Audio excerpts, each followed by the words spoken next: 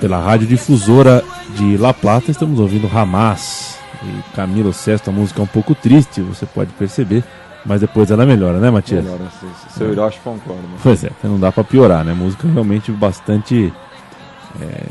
Não tem a cara do programa, Chico. Não tem, é uma melancólica, eu diria. Isso, eu tava tentando achar esse fossa, né? Pois é. E falaremos de amizade agora, então ela não cabe, né? Vamos cortar essa música porque ela não cabe. Falaremos da amizade que a torcida do Estudiantes mantém com o Peñarol. Isso explica a tua camisa do Peñarol aqui nos estúdios Sócrates brasileiro. De onde vem essa amizade, hein? Emprestou açúcar pro outro? O que foi?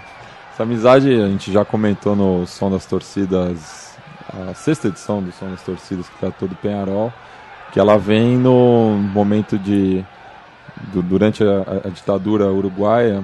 Muitos uruguaios acabaram migrando para a Argentina, depois também tiveram problemas na Argentina, mas era um dos principais destinos, segue sendo até hoje para os uruguaios, né?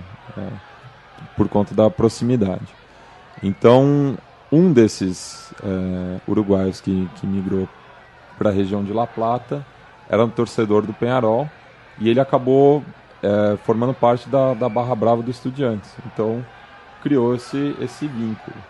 E acho que uma das maiores provas dessa amizade foi em 2009, quando o Estudiantes acabou sagrando-se campeão da Libertadores e enfrentou o Nacional na semifinal. E por conta disso, os organismos de segurança dos dois países evitaram a presença de torcedores visitantes, porque achavam que podia ter uma confusão por conta dessa amizade, de ser tão forte assim. Então, desde a década de 70 até os dias de hoje, rola essa amizade e um intercâmbio muito forte entre as duas torcidas.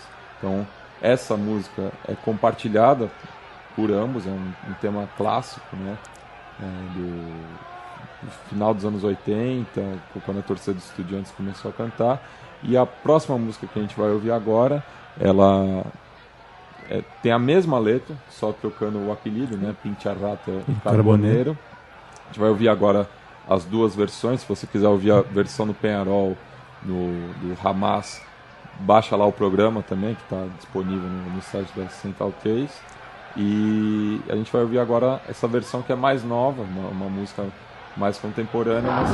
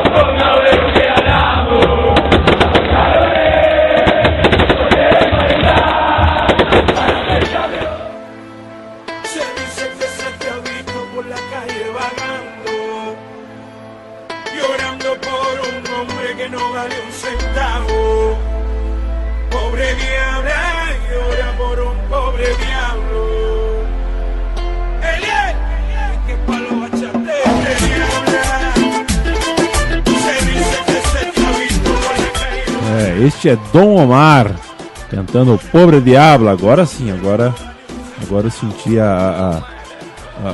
o clima dos programas latinos com o Matias Pinto aqui. Matias Pinto, que é apresentador do programa Conexão Sudaca. Procura aí, já que você está dentro do site Central 3. Toda sexta-feira, ao vivo, às 8 horas, pode mandar pergunta também, participar. Exatamente. Mas caso não consiga ouvir ao vivo, tá disponível também, sempre em podcast. Um caleidoscópio do futebol sul-americano, todas as sextas-feiras, no seu dial cibernético. Falamos de amizade, mas eu não tô pra amizade nesse momento. Vamos ao que interessa aqui. Futebol é rivalidade, e não é só o Ginásio que rivaliza com Estudiantes, existe uma rivalidade em Avejaneiro. Conte-nos um pouco mais. O Ginásio tem uma forte amizade, até mais antiga do que a de Estudiantes Penharol, com o Racing Clube. E essa amizade tem uma curiosidade muito grande. Uma curiosidade curiosa. Uma curiosidade curiosa, para Perfeito. ser bem redundante. Ela vem justamente do casal Perón, do Juan Domingo e da Evita.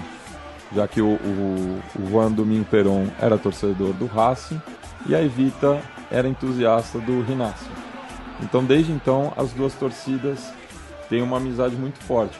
E, coincidentemente, o Néstor Kirchner torcia para o Racing, e a Cristina é torcedora do Ginásio. Inclusive, a mãe da Cristina, na campanha do último acesso do Ginásio, era uma das torcedoras mais presentes. Ela criou uma amizade muito grande com Pedro Troglio, que era o treinador na época do Ginásio. Eles tinham uma confidelidade. Esse Troglio é aquele Troglio. Aquele Troglio. Grosso. Sim. Perfeito. Grosso da Copa de 90. Ele mesmo. Então, no peronismo, no justicialismo, as duas torcidas, tanto do Lobo quanto da Academia, que são citadas aí com palavras não muito gentis pela torcida dos Estudiantes, tem essa amizade forte, e por conseguinte o segundo maior rival do Estudiantes acaba sendo o Racing. Coisa louca isso, né, Chico? Que o argentino tem com culto a personalidades, né? Isso é impressionante. É uma coisa... Porque o Perón e a esposa do Perón torcem para times, e nasce uma amizade que culmina numa rivalidade, né? Você veria... Você vê com o Maradona, mais ou menos parecido. Você também. veria o Lula e a Dona Marisa influenciar uma amizade de torcida no Brasil? Não. Realiza, né? Pois é. Ouçai, ouvinte Central 3, a música Medicen Tetracampeão, e a música correspondente que se chama Matador. Vamos lá.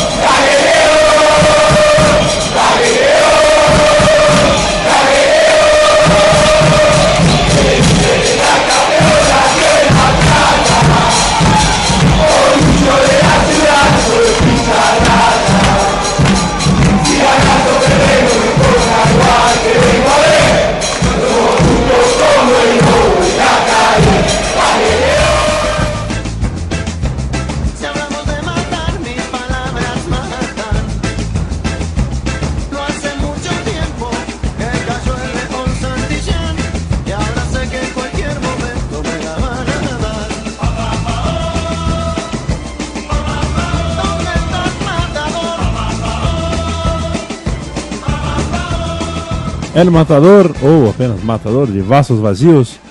Não, de Los Fabulosos Cadillacs. Você tá brincando, é isso Vasos mesmo? Vazios é o álbum. Entendi. Eu também, tá vendo? Eu também me confundo. Eu esqueci, eu tenho esse disco em casa, mas eu sempre troco. Los Fabulosos Cadillacs, hein, Chico Malta? Você tinha? Fabulosos Cadillacs. Você já teve um Cadillac? Nunca tive um Cadillac. Chico, Simpático um Cadillac. Você já teve um MP Laffer? Também nunca tive um Nunca MP teve? Laffer. Deveria ter tido, né? Deveria, é verdade. Faria sentido. Tinha uma certa coerência. Essa música que a gente ouviu cita Libertadores. Libertadores é uma coisa que o Estudiantes sabe muito bem, e o torcedor palmeirense sabe disso porque lhe foi negada uma Libertadores em uma decisão contra o Estudiantes, né?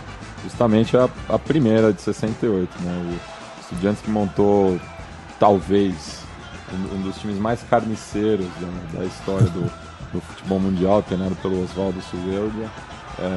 final dos anos 60, equipe que ganhou o Metropolitano de 67, cortando uma hegemonia dos 5 grandes desde o começo do profissionalismo. Então o Estudiantes foi o primeiro clube fora desse eixo dos 5 que pôde dar a volta, né, como eles dizem, né, na Argentina, e a partir desse título local pôde disputar a Libertadores, ganhando o Palmeiras em 68, do Peñarol, do Nacional em 69 e do Peñarol em 70.